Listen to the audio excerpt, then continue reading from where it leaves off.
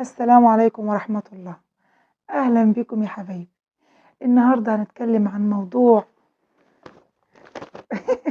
يهمنا كلنا، وإزاي نشتغل وإزاي نعمل فلوس نكفي بيتنا وأولادنا. النهاردة بإذن الله معايا كام فكرة وكام مشروع هنعمله وإحنا في البيت ومرتاحين جدا ومبسوطين، ويا رب يوفقنا جميعا. في الأول كده يا حبايبي اشتركوا في القناة وفعلوا الجرس عشان يوصلكوا كل جديد، و... وتنسوش اللايك عشان غيركم يستفيد ويرفع الفيديو إن شاء الله. بإذن الله هنتكلم في مواضيع مهمة جدا، مهمة لكل أخت، لكل بنت، لكل سيدة زي حالاتي. محتاجين نشتغل ونعمل ده عشان خاطر ما نتحوجش لحد، ربنا ما يحوجناش أبدا يا رب. أول حاجة هنعملها يا جماعة لازم نعرف أهمية إنك تعرفي تعملي حاجة من بيتك. دي نعمة على فكرة، اللي يعرف يعمل حاجة من بيته دي نعمة. أهميتها توفير الوقت ليكي، وجودك في وسط ولادك دي نعمة كبيرة. ما حد صعب جدا إنك تسيب لو عندك أطفال صغيرين، لو أنت والمواصلات وتعب المواصلات وسايبانك بيتك، ده أمر صعب جدا. أنا كلنا مجربينه وعايشينه، إني صعب أوي إن الواحد تطلع من الصبح وترجع آخر النهار. شيء مرهق ومتعب ومكلف في صحتك وفي تربية أولادك بعد كده. فمهم جدا نتعب على نفسنا وما نستسهلش ونقول أنا ما بعرفش، لا، كل واحدة تبحث وتشوف هي بتعرف تعمل ايه. اول حاجة يا جماعة، مثلا انا بعرف اطبخ، كل الستات بتعرف تطبخ. اظن ما فيش اسهل، اي اكل بتعمليه بيت حلو وجميل واحسن 100,000 مرة من اكل بره. انا مثلا المنطقة اللي انا فيها، البلد اللي انا فيها، المدينة اللي انا فيها، اشوف جروباتها كلها وابدا انزل لنفسي. انا يا جماعه انا هعمل كذا كذا كذا وببيع بقلل اسعار. تبداي تعملي ميزانيه بورقه وقلم وتدخلي وتشوفي الاكل البيتي الناس بتعمل ازاي وبيكلفك قد ايه، وحطي هامش ربح بسيط في الاول. يعني مثلا الوجبه دي هتكلفني 200 جنيه، انا احط 50 جنيه عليها بعد ما كل التكلفه حتى الغاز نفسه يتحسب، كل حاجه عشان ما تخسريش، عشان ما ترجعيش تقولي يا ريتني ما عملت. تمام. اول حاجه تعملي لك بيج على الانستجرام والفيسبوك، وهتبداي تنزلي صور لاكلك وصور لوصفاتك. هتبداي تخش على جروبات المنطقه اللي انت فيها وتبداي تقولي يا جماعه انا بعمل كذا كذا كذا وبوفر لكم انضف اكل وانضف خدمه، وتبداي تشوفي دليفري تتفقي معاه ويوصل لك وجباتك. وان شاء الله واحده واحده هيجيكي طلبات وهيجيكي. محدش بينجح من يوم، محدش بيكبر في يوم واحد. لازم نتعب على نفسنا شويه ولازم ما نستسلمش. ده بالنسبه للاكل واللي بتعرف تعمل اكل. انا بعمل تورتات، لا خلاص يبقى اعمل بيج برضو انزل فيها صوري، انزل فيها حاجات شغلي، ابدا ازيع عن نفسي، نفس المنهج كده.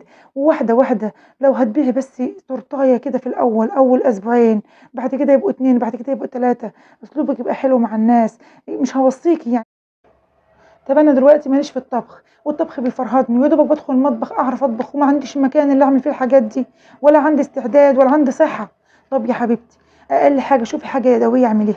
تقدري تعملي شغل هاند ميد على ايديكي، شنط، البوك الصغير، وتعملي برضو صفحه على الفيس وتبداي تعرفي زمايلك وحبايبك ومعارفك وقرايبك. واحده واحده يا ماما تبداي شغلك. لو انت في اي مكان ابداي اعرضي شغلك.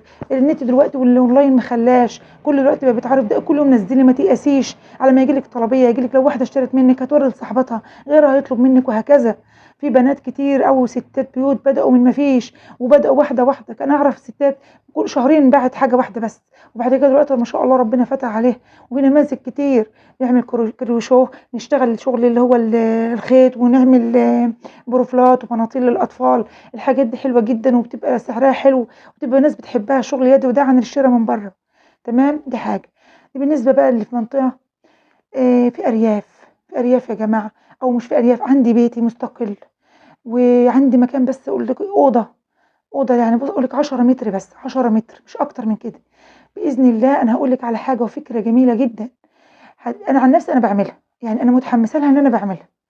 وطبعا عايزه الشطاره برضو والنظافه وكل حاجه. باذن الله تقدري تعملي 5000 جنيه في 35 يوم. ازاي انت بتتكلمي ازاي؟ ايوه 35 يوم تعملي 5000 جنيه ومن بكره. ايه هي؟ اقول لك. الفراخ البيضاء، اللي بتعرف تربي فراخ مش في حاجات بتعرف، لازم تعرفي. اللي ما بتعرفش تعرف، انا مش انا وراكم لغايه ما اخليكم تعرفوا. اللي ما تعرفش تعرف. 50 كتكوت، انا بقى بربي وعندي الخبره في كده. 50 كتكوت ابيض بفضل الله في 35 يوم هيدوكي مكسب 5000 جنيه. وانا مجربه وانا عارفه انا بقول ايه كويس. لو وصلت لغايه هنا يا حبيبه قلبي ولسه ما اشتركتيش، اشتركي بقى في القناه عشان ما تزعلنيش منك وعشان غيرك يستفيد. اعملي لايك وارفعي لي الفيديو وفعلي الجرس عشان يوصلك كل جديد ان شاء الله. رباية الدواجن يا جماعة من التربية، من المشاريع المربحة جدا. أنا مجرباها وعارفة أنا بقول إيه كويس. أهم شيء يكون المكان عندِك نضيف، يكون المكان كويس، تكوني بتعرفي تربّي، ما بتعرفيش شوفي دورات للتربية، التربية سهلة جدًا، أي حد لو عايزين لينك أي قناة هاحطها لكم أنا عارفاها كويس أوي، اللي يطلبها مني في التعليقات، أي حاجة عايزينها مني في تربية الدواجن تقدروا تكتبوها لي في التعليقات وأنا هارُد عليكم واحد، واحد، واحدة، واحدة والله، اطلب أي حاجة، أي استشارة أنا هارُد عليكم. تربية الدواجن من التربية السهلة مش صعبة، عايزة بس اللي يفهم يتعامل مع كتكوت كده على إنه طفل صغير، وصدقوني 50 كتكوت بس، وربكِ ما تقولي أنا عندي يا جماعة تربية بيتي، هتشوفي الناس هتتهافت عليكِ إزاي، لإن الناس بصراحة ما بتحبش الفراخ اللي هي بتاعة المحلات، بطعمها يعني كتير ناس بتشتكي منها بتضطر تجيبها، يعني ساعات ما يبقاش عندي بابقى بصراحة أجيبها غصبًا عني وأنا زعلانة وباكلها وأنا مش مبسوطة، فركّي ما تقولي عندي فراخ بيضة تربية بيتي، هتشوفي الناس تيجي لِك لغاية البيت إزاي، وهتبيعي بالكيلو زي المحلات. وهتكسبي، والله العظيم ربنا هيكرمكم وهتكسبوا، المهم تشتغلوا، المهم ما تقعدوش كده، وربنا معاكم يا رب إن شاء الله، دي سلسلة بدأنا فيها وهاكمل معاكم فيها إن شاء الله في مشاريع جديدة وأفكار جديدة، وأنا معاكم لأي سؤال تحت أمركم، واللي أنتم عايزينه بإذن الله نكون مع بعض ومش هنقعد كده نحتاج لحد وربنا ما يحوجناش أبدًا، وأشوفكم إن شاء الله في فيديو جديد تكونوا اشتغلتوا، تكونوا بدأتوا، يكون عندكم أفكار تسألوني فيها وعايزين أي حاجة أنا هارُد عليكم بإذن الله، وأشوفكم في فيديو جديد، والسلام عليكم ورحمة الله وبركاته.